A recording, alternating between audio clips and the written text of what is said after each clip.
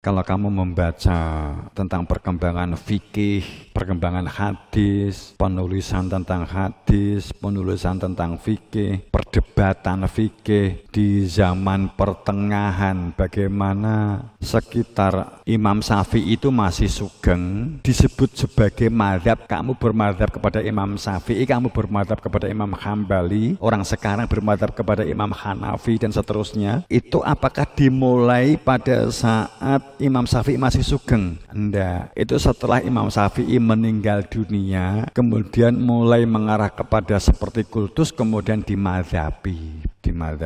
Saat beliau masih sugeng, ya orang juga enggak mau bermadhab, belum tersebut sebagai madhab Imam Syafi'i, Hambali, Maliki. Setelah beberapa tahun meninggal, Imam Syafi'i itu keponakannya kemudian mulai mengangkat tentang risalah penulisan kitab yang dikumpulkan oleh keponakannya, dijilid, disatukan, kemudian dijadikan sebagai patokan untuk menjalankan syariat, kemudian dimadhabi, kan sebagai contoh kan begitu. Jadi kalau kita melihat perkembangan itu banyak yang baru. Terus bagaimana zaman Nabi Muhammad? Saya hanya memberikan contoh sampling.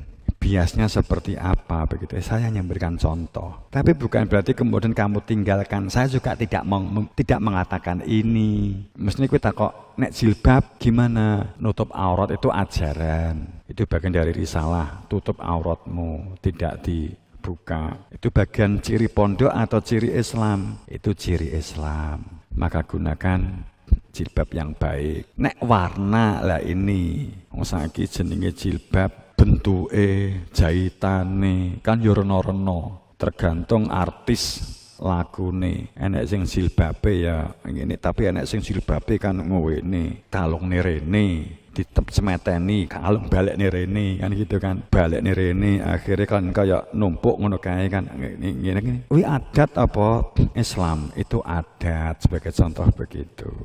Rukuh jahitane itu adat, tapi kalau mau kena ditutup untuk sholat, ya zaman Nabi sudah ada. Sebagai contoh hal-hal semacam itu.